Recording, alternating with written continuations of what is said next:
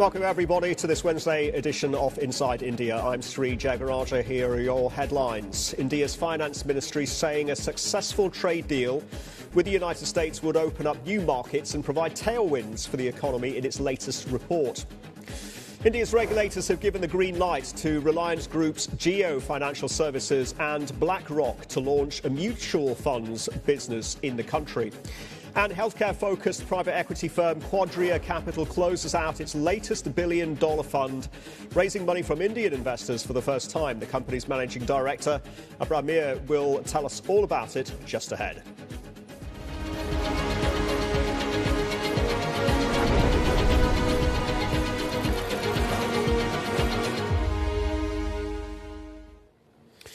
Right, let's give you a sense of the Asian markets. And they are looking sharper with the exception of New Zealand and the Hang Seng index down by 1.6 and 0.4% respectively. The biggest gainer at this point in time in the Asian markets, broadly speaking, is the Kospi, which is up by not too shabby 2%. Indian markets will be joining the trading day in about 45 minutes' time. Let's give you a sense of what to expect. With futures, GIFT Nifty futures are indicating it's still going to be below 25k actually. 24,847 is where we're expected to begin. So little change given where we left off yesterday at 24,826. Let's give you the dollar rupee exchange rate while we're at it. 85.3020. Now, one of our top stories today, Jio Financial Services and BlackRock getting an approval to start a mutual fund business in India. The two companies are in a 50-50 joint venture, which is called Jio BlackRock Asset Management. In the coming months, we could see multiple digital-first products from that JV. And in the meantime, healthcare-focused private equity firm Quadria Capital has just closed its third fund. PE firm ending up getting commitments of $1.07 billion. That's above their target of $800 million. 60% of this is earmarked for investments in India. Quadria saw huge interest from Indian investors for their fund, including banks, family offices and insurers. I'm delighted to say that Abramir, managing partner at Quadria Capital, joins me here on Inside India. Abrar, welcome to the programme. Thank you, Sri. Always a pleasure to see you. Great to see you too. Which founders then and the later stage businesses in India are emerging as best in class? Who's doing the most transformative work in healthcare innovation in India, and how is that informing how you are deploying Fund 3? Well, the way that we always think about investing in India, or frankly in any other market, is to try to define high-quality businesses. And defining quality is almost a smell test. Healthcare as a sector isn't just like any other sector. It's not a question of just looking at balance sheets or P&L to define what we want. Healthcare is more than a sector. It's a lifeline. It's a foundation on which families, communities, and economies are built. So when we analyze which businesses that we want to invest in, one of the key things that we look for are scalability. Are these businesses well positioned in fast growth markets? Are they well positioned to emerge as the future giants of the industry? And that really comes down to a number of different things, including, for example, their market share, the scalability of the business, the quality of the management team. But also, are they fixing an unmet medical need? Are they trying to bring high-quality healthcare to as many people as possible at the lowest price? Those are some of the ingredients that we always look for. And that type of innovation is occurring across the healthcare ecosystem within India and more broadly. But what's actually very special about India right now is that there is a move up to value at every segment of healthcare within the ecosystem. So there's significant innovation happening within the pharmaceutical space, but there's also innovation that's happening in the hospital space. And what I mean by innovation there is business model innovation. What India has done remarkably well is that it has proven that you are able to build high-quality hospital systems that served the most underprivileged, that serve people in rural communities. But you can do that in a financially viable way. And that's an eminently exportable business model. And we see that business model innovation now moving to other economies where that unmet medical need still is very, very profound. We can't talk about innovation in healthcare, and you touched on this, Abrar, without bringing in AI and the tremendous use case in the field of diagnostics. Is that a big part of the plan and the investment focus It's a part of the plan. It's a part of the plan. You know, just to be very frank with you, and if I take a step back, technology so far in healthcare has been incremental to the things that we're doing. It's been incremental in terms of the number of people that we're touching. It hasn't been quite as transformative as it has been in some of the other industries. For example, in the retail industry or the hotel industry, it's been absolutely transformative. In healthcare, people still require patient care, people still require interaction with a clinician, still require a prescription, and as a consequence, technology plays that incremental role in being able to reach as many people as possible in a more efficient manner, but it hasn't been transformative yet. So AI within healthcare, I do think, has a great potential, but it hasn't quite played out yet. What about telemedicine I would imagine the size of the addressable market, to your point, of addressing healthcare needs in rural, remote parts of India really speaks to what could be potentially a massive addressable market in telemedicine. Has that worked out to script? Look, it is playing out. It takes time. Now, one of the key things is that one of the big advantages that India has is that it is a very mobile country. 80 to 90% of the people still have access to Wi-Fi, have access to technology that enables them to access healthcare. However, there is still a culture in India, as in many other emerging markets, where if people are ill, they'd like and prefer to actually meet with a clinician, to actually go to a hospital even, not even go to primary care. So there is a cultural shift that still needs to happen. There is also a financial shift that needs to happen, particularly within insurance. Insurance right now needs to move up to the curve where telemedicine is fully included, for example, in the payment systems as far as that's concerned. Yeah, so that goes in hand with the importance of financialisation. Pharma has been, and perhaps this is more of an external threat and a challenge, pharma has been really at the sharp end of US tariffs and that narrative.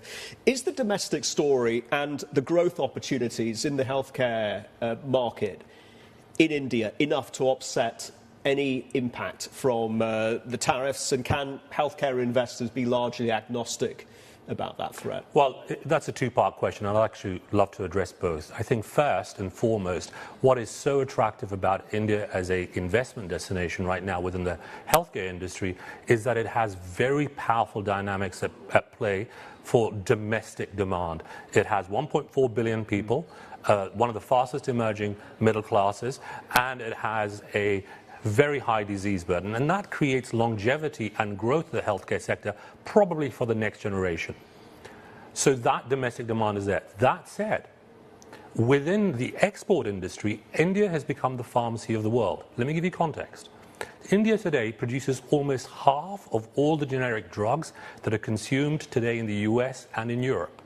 That's significant. India today has more US FDA-approved manufacturing facilities than any other country outside of the US. Now, so to the extent that tariffs are imposed, and that's a fast-evolving story, and it's very hard to predict the future. That's the problem with predictions.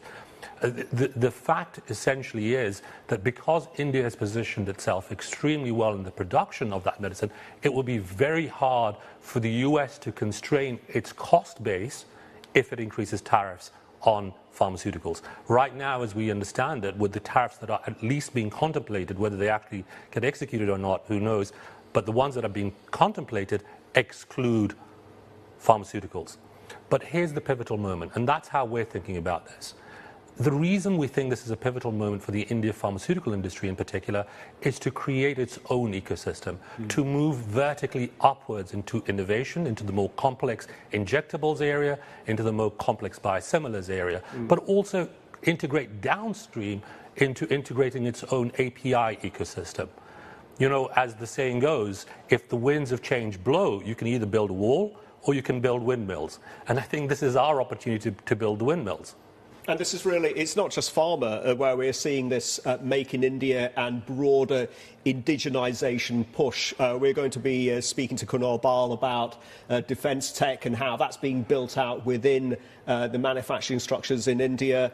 And it's a similar story for advanced manufacturing as well. I know that's a work in progress. So does all this imply then, Abrar, that CRDMO, contract research development manufacturing organisations, and that focus and that thrust is going to continue to be the focus area for Quadria? It's going to be one of our focus areas. Without a doubt, we believe contract drug manufacturing, contract research, through our investment most recently in Aragen, is extremely well positioned in India.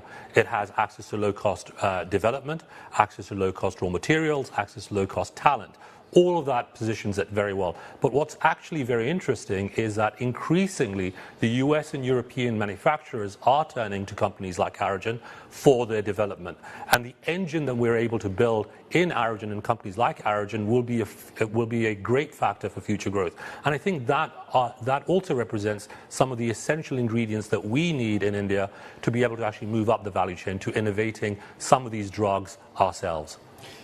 You mentioned Aragen, and let's bring in exit strategy here. Whether it's Aragen, whether it's Nephra Plus or Maxivision, are they any closer to public listings, or are they in the process of engaging bankers? And can you offer any timeframes on possible IPOs? Look, we're, as a private equity investor, always evaluating what are the best options for us to exit. I think one of the great aspects of investing in healthcare is that the exit and liquidity environment has actually been very, very robust. In an environment when IPOs have been under pressure, when M&A has been under pressure, within healthcare has actually been very robust. We did a very successful IPO recently of Akum's, one of the big contract research drug manufacturers in India. We did a very successful IPO of Concord Biotech, one of the world's largest manufacturers of fermentation-based cancer drugs. So that's very robust. Equally in M&A, we see the same thing. Look, to answer your question directly, we are evaluating options. And in due course, I think we've got all the optionality going forward. Your thoughts on consolidation in the hospital sector in India? Because one name, Manipal, has been very active, especially at the premium end. Quadria's invested directly in private hospitals in Vietnam, Malaysia and Indonesia. Is this tertiary care model workable in India, and is it one that Quadria is pursuing there? Absolutely. Look, let me start with consolidation first. Consolidation in India is a natural consequence of the way that the industry currently is structured. Let me give you context. There are 70,000 private hospitals today in India. The average size of those hospitals today is under 50 beds. Over 80% of them are under 50 beds. Problem with that type of scale of a single site hospital is that it is very hard to meet patient expectations. It's hard to invest in good clinical care. It's hard to invest in good technology, good medical equipment. So scalability is an essential ingredient to meet patient demand. So we think that this type of consolidation will actually continue. Now, that does not mean that India will now become a homogeneous platform for healthcare delivery. Quite the contrary.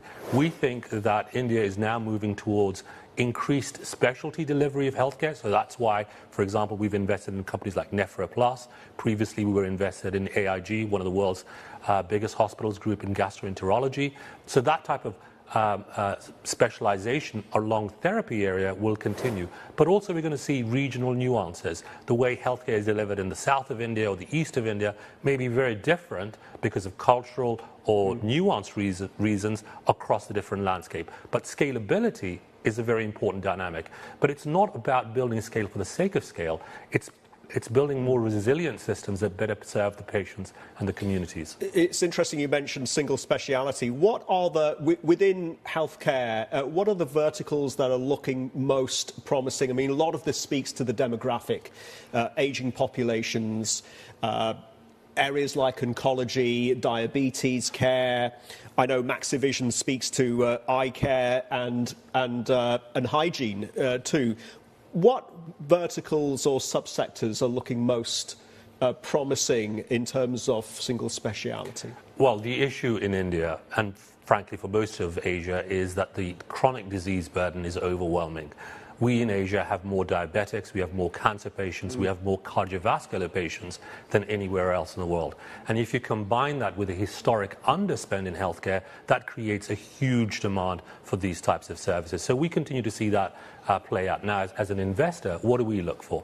What we look for are business models that have an essential scalability to them, that are meeting an unmet medical need, that are able to bring in the efficiencies that are required to be able to scale businesses to a level that delivers healthcare in a very humane way, sustainable way, but at the same time can deliver superior economic returns to our investors. And we've seen that play out through, for example, AIG, the Gastric Sciences Hospitals. We're seeing that play out in Nephra Plus, our investment in one of Asia's largest dialysis groups. Now Nephra Plus, for example, a business model that was built for the India context, has now been exported to the markets in the Philippines, in Nepal, Uzbekistan, and now also in the Middle East. So that creates the type of dynamic growth that we're seeing in the industry. That really ticks the scalability box beyond the borders of India. And as does Maxivision, strong presence in the south of the country, looking to expand in Gujarat, Maharashtra and Madhya Pradesh. Can you offer any colour on what's next? And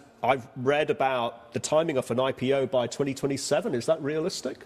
It's absolutely realistic. You know, Maxivision it has all the ingredients of the companies that we look for. A large unmet medical need, a scalable business with very strong clinical outcomes. India has probably the largest proportion of blind people in the world. And yet the tragic consequence of that is that 80% of those people can be adequately treated. And that's where Maxivision comes in very well. And that scalability plays out very well. And that business has grown tremendously since we've invested, and we think actually we're very well positioned to be able to exit in the time frame that you mentioned.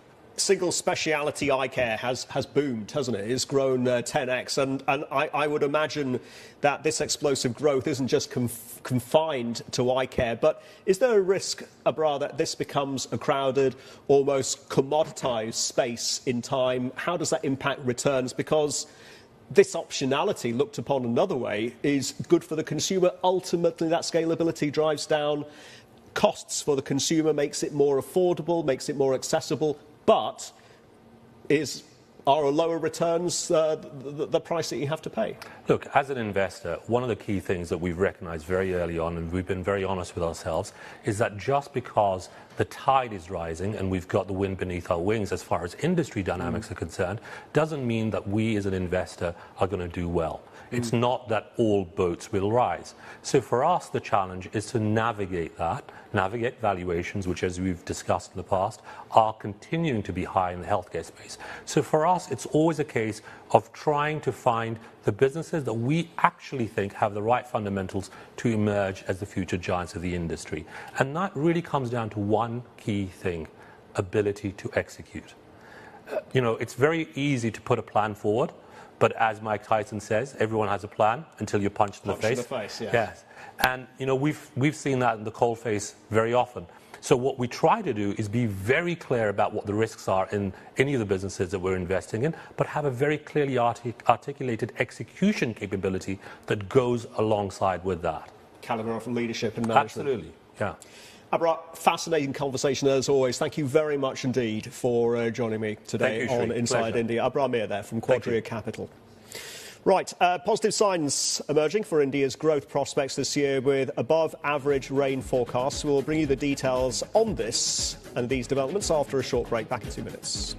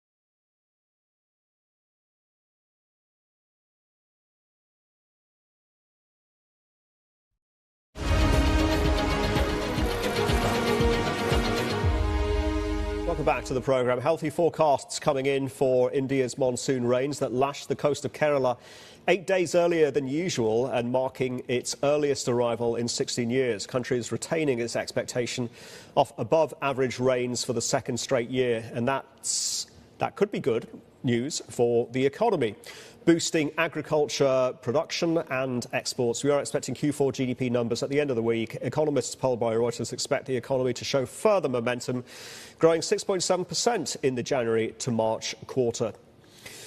And a report by the Indian Finance Ministry says a trade deal with the United States could give a push to India's exports. In its monthly review, the ministry noted that India could get new market access and that the country has the potential to remain a promising investment destination. New Delhi has been fast-tracking talks with the US to agree on a deal before the 90-day reciprocal tariff pause ends on July the 9th. Reports say an agreement could come in multiple tranches.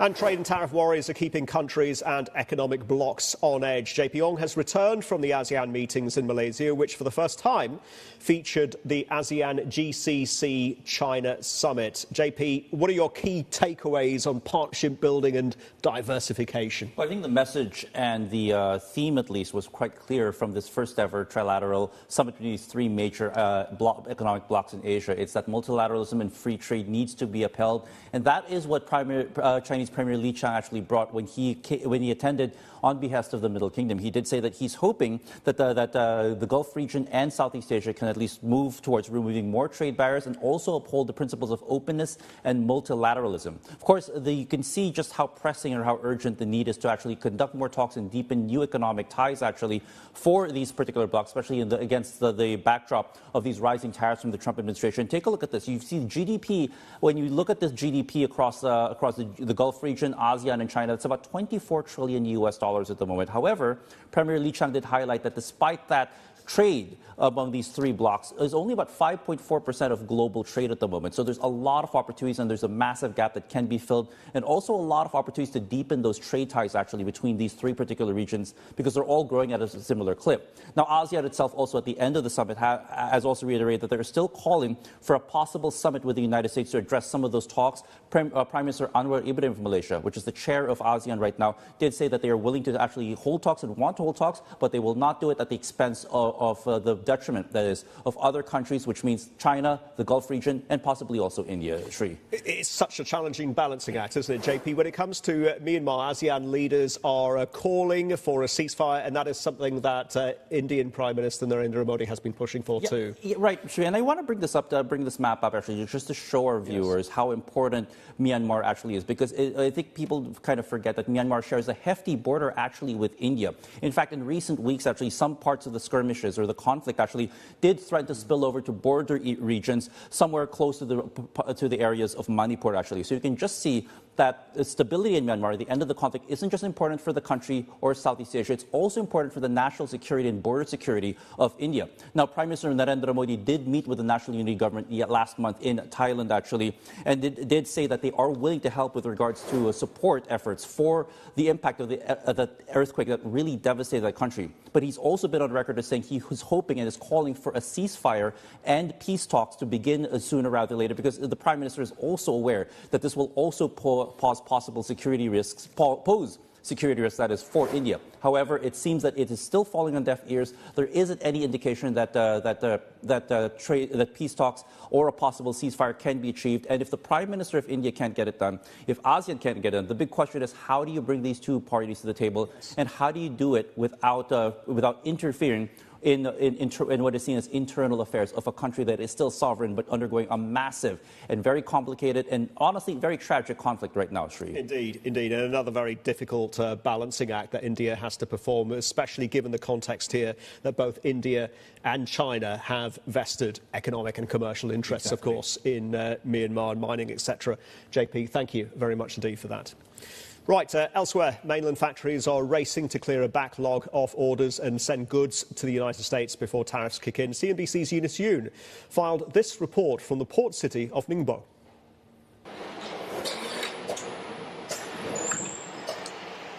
I'm at a factory in the port city of Ningbo. 100% of its products have been selling in the U.S. on Amazon and other retailers. The company says that it's feeling relieved about the U.S.-China tariff truce, but it's hardly business as usual.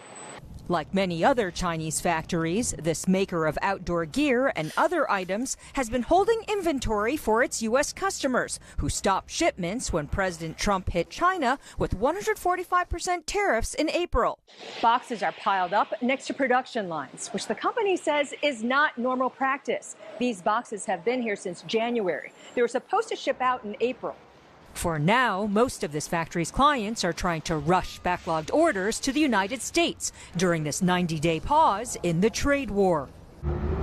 But some may face delays because of a lack of space on container ships, since so many suppliers here are doing the same thing. The factory says that it's responsible for all the costs until its products reach that port. Everything else beyond that, it says, is paid for by U.S. importers as well as other American companies, including the tariffs.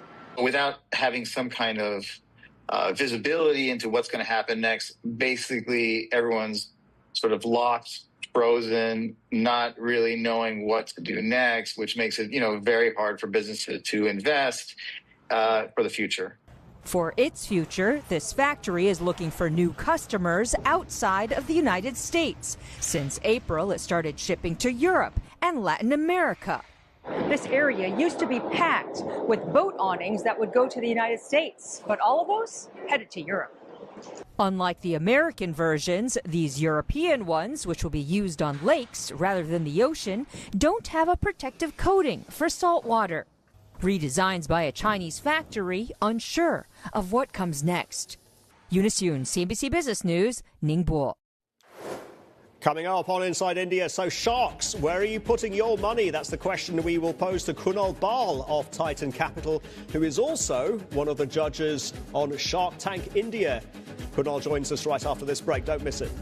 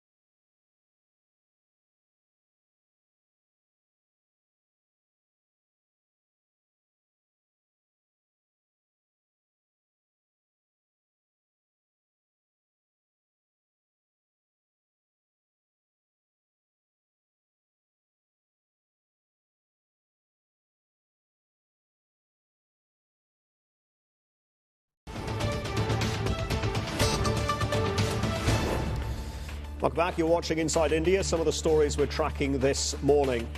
US President Donald Trump is warning that President Vladimir Putin is playing with fire as Russia makes new gains in northeastern Ukraine. Trump says Putin is refusing to engage in ceasefire talks as Moscow has conducted the war's deadliest drone and missile attacks in recent weeks. In a post on X, Russia's top security official Dmitry Medvedev dismissed Trump's comments, saying he knows of only, quote, one really bad thing, that's World War III, and, quote, I hope Trump understands this. EU ministers have approved a massive €150 billion arms fund to boost defence across the continent. It aims to use joint EU borrowing to finance military projects. The move comes amid growing fears of a future Russian attack and uncertainty over US security support. US President Donald Trump is moving to terminate all remaining federal contracts with Harvard, worth around $100 million. This follows earlier cuts to research funding and a push to restrict enrollment of international students. The administration has also halted new student visa appointments abroad. Bring it back to the markets. We are counting down to the benchmarks open in India. This is how we are shaping up. Let's give you a quick glimpse of the futures picture. 24,850 is where we are expected to kick off on this new trading day.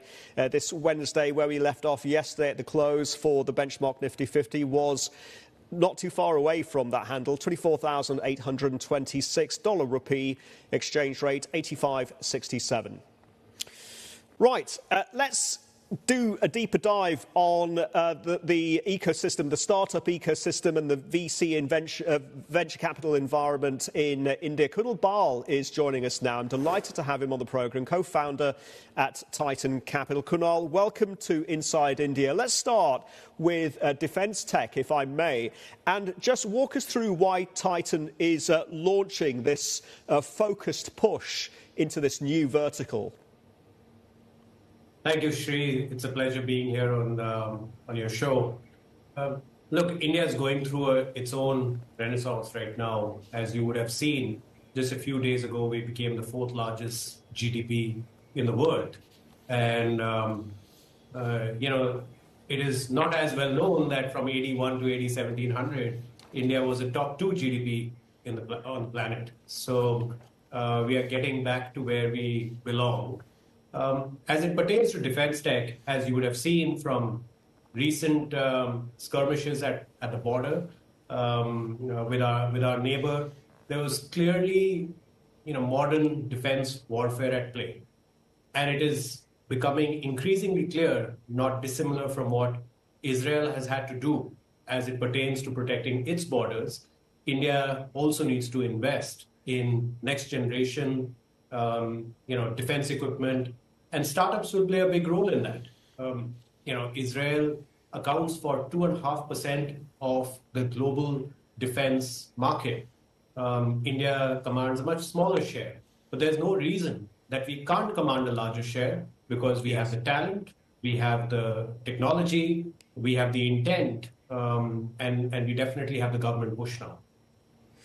Kunal, it's not a new narrative, though, is it? The modernisation, upgrading and increased defence spending has been central to the national narrative. Is the policy approach different this time? And does Make in India and the entire indigenisation thematic make it different? And how then does this, for you, determine opportunities, targets in this space from a startup point of view? Yeah, look, traditionally, the defense spending and the defense acquisition was mostly, government buying from bigger companies. But what our government has realized is that there is also a lot of innovation that the startups can do. And they can move with more agility, with more hunger, more speed, and most importantly, even more cost effectively. Indian startups are manufacturing drones at a much, much lower price than their international counterparts. And as a result, the government has also put together various forums, various organizations to drive that bridge between the startup ecosystem, working on the defense sector, and the procurement arms of the defense services. So, yes, in the end, it is all defense products that are being bought. The only difference is that it is now turbocharged by the spirit and the efforts of the startup ecosystem in India. Interesting. Kunal, so you mentioned Israel. Is Israel the de facto or aspirational model for India to really scale and develop the defense tech ecosystem? Yes. Look, I think for such a small country, Israel has done such a fantastic job in really innovating on various aspects of the defense sector. It could be cybersecurity. It could be, obviously just hardware. And there is no reason that India can't do the same. We already are the software development capital of the world. So why can't we create the best cybersecurity companies on the planet?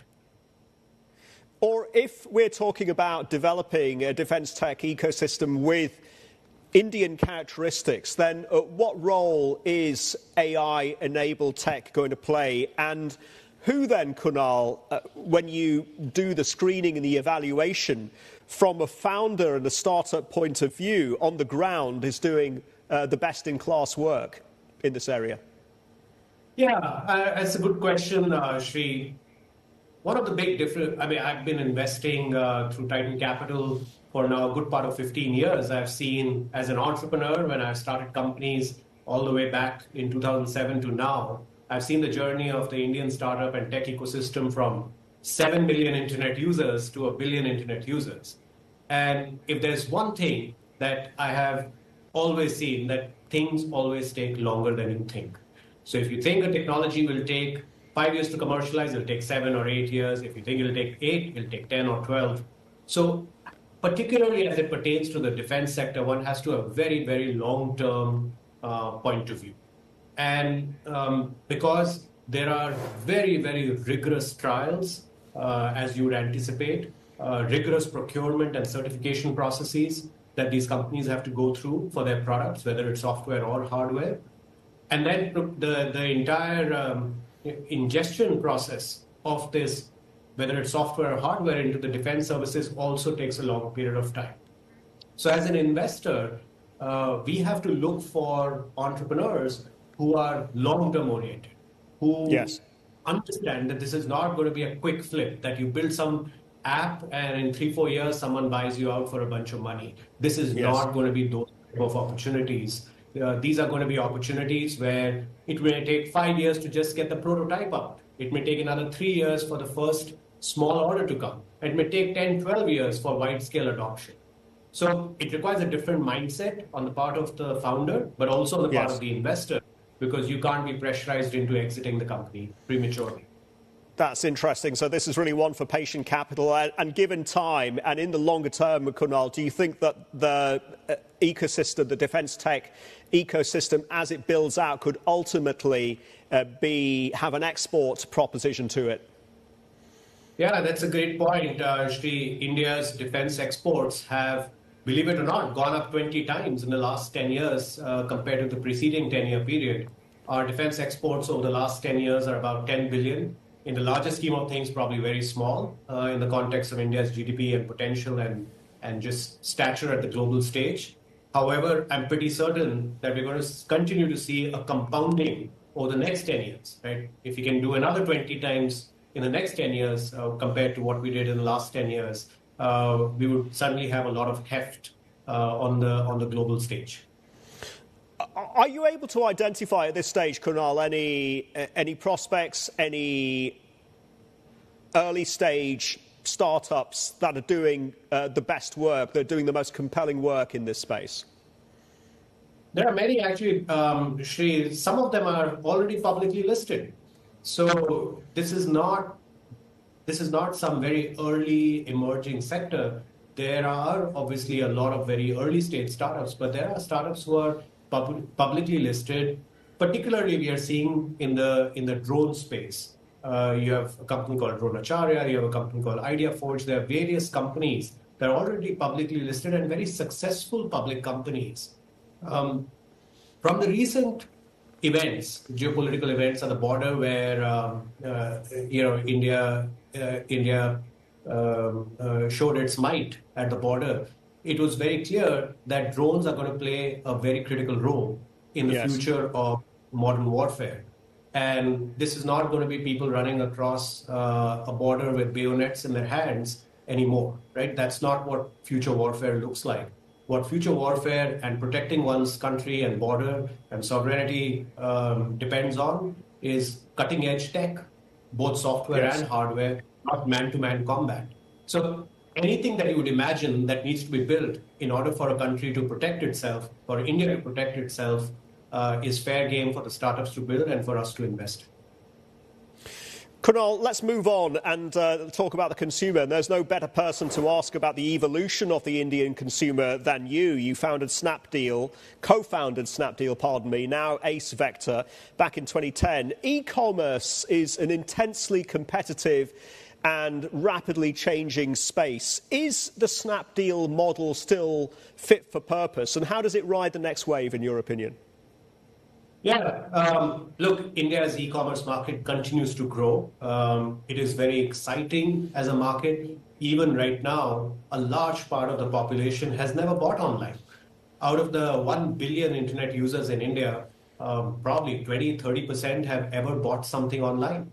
So there is a very, very large part of the market. And I'm not even counting the 500 million that don't have internet and will have internet in due course and will also become buyers over a period of time.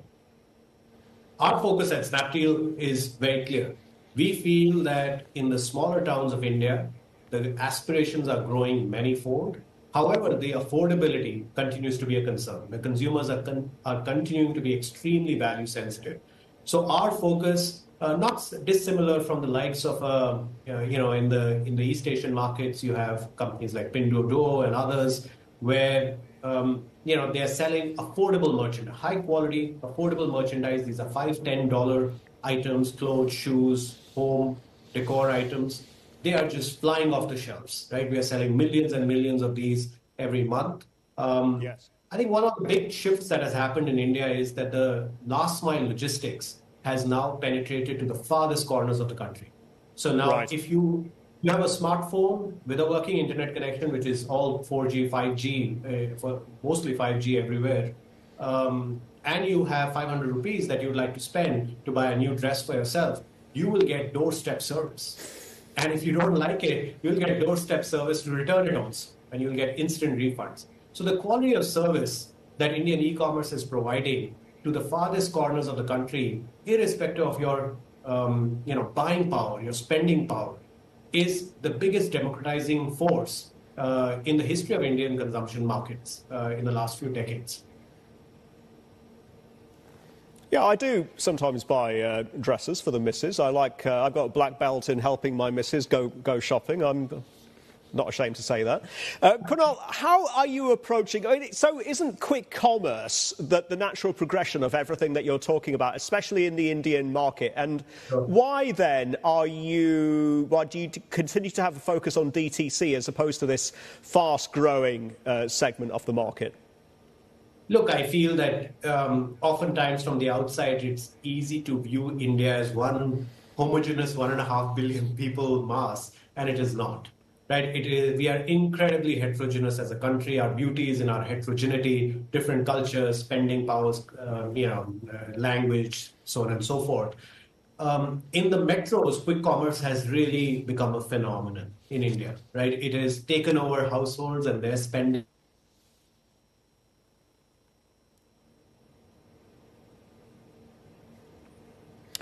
We seem to have lost Kunal just when the conversation was really getting interesting. Never mind, let's try and reconnect with him later on in the programme. In the meantime,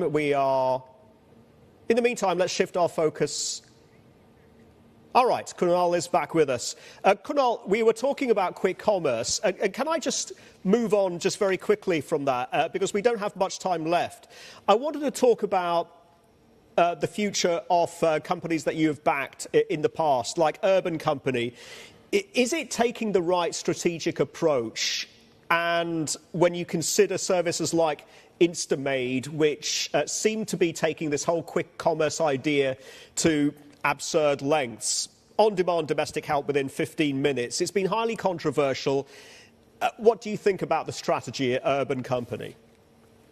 Look, we've been fortunate investors in the company. We exited our position last year, so I am not privy to any of the company's plans. But again, I can tell you the company has been a great democratizing force for providing, exceptional opportunities, exceptional earning opportunities to those who otherwise were possibly struggling to make their ends meet. So the company has really created a revolution in the blue-collar market in India and provided a lot of dignity and earning potential to these home care professionals.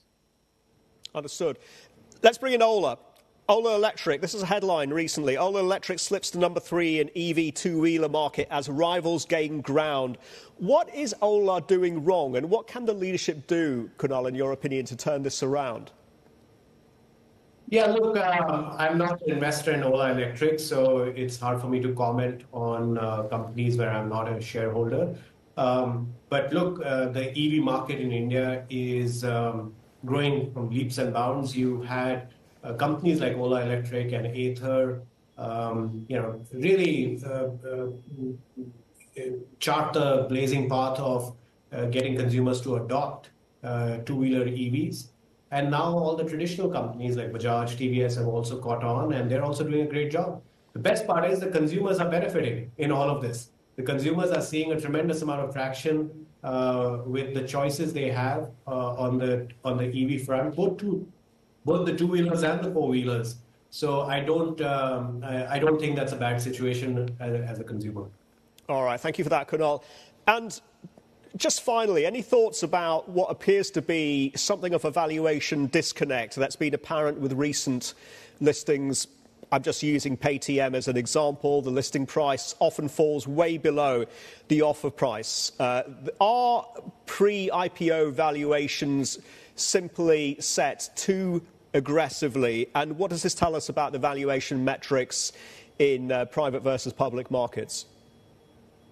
Look, I feel that you'll have a spectrum of examples, right? When the number of companies that are going public in the new age economy explode, like every year we are having 30, 40 companies go public from the new age economy in India. Our own software business that we own, called Unicommerce, went public last year. It was the second most subscribed IPO of India of 2024 when it listed. And since then, the company is still continuing to trade at over 30% its IPO issue price. So you'll have a spectrum, Sri. It's hard to comment on specific companies, particularly where we are not involved. But yes. I can give you many examples where new age companies' IPOs have also performed exceptionally well. Understood. And just round off with how you would characterize the environment for capital raising, given all these global uncertainties, given the fact that some foreign investors have been withdrawing from the Indian market. As far as Titan Capital is concerned, are LPs going to match the size of the next fund or surpass the prior fundraising rounds, or are you concerned that these commitments are going to be at the lower end of the range, given the climate that we're in? Yeah, look, India is the most exciting place to be. There's no question about it, right? Like our GDP is growing rapidly. We are fourth largest. Our government is very supportive of startups and tech businesses. The IPO markets are exploding. So domestic capital has been unlocked. Domestic talent is extremely dense and abundant. So there is almost no factor that we feel can slow down the Indian startup tech juggernaut for the coming decade, 2 decades possibly. And all the stuff that's happening in AI will only accelerate that whole process. So there may be minor blips. There'll be phases where early stage funding takes a dip. There'll be phases where growth stage funding takes a dip. But I tend to generally zoom out and say, hey, over the last 15, 20 years, where is the trend line going of the Indian startup ecosystem and the financing that is being available to the startups? It is going in a steep upward trajectory. Kunal, we've got to leave it there. It's been a fascinating conversation. Thank you very much indeed for your thoughts today, sir. Kunal Bal there from Titan Capital. Thank you. Now, Indian markets have joined the trading day. We'll be right back with the opening action after this short break. Stay with us.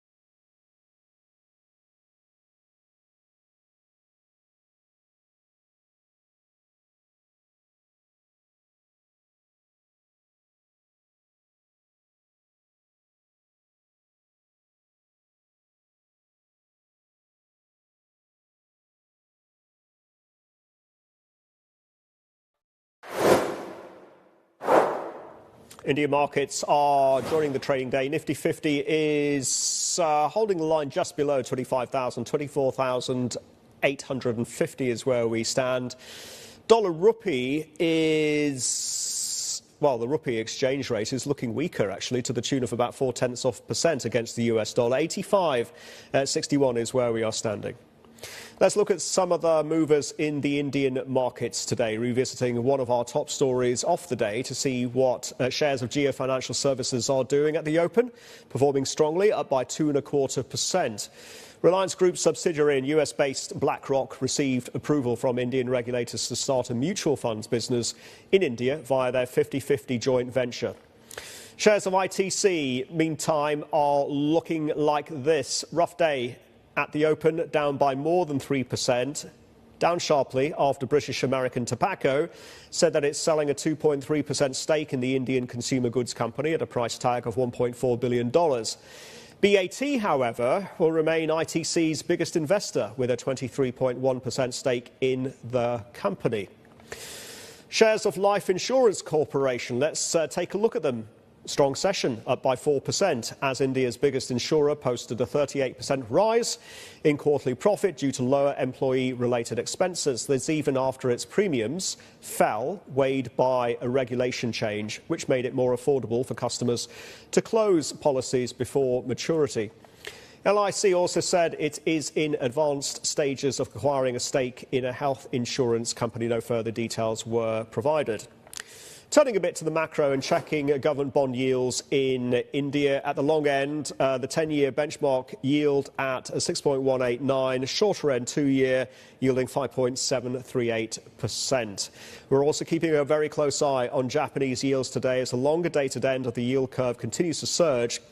The 40-year bond auction seeing its lowest demand since the November sale with a bid-to-cover ratio of 2.2. That number was 2.9 in the previous sale.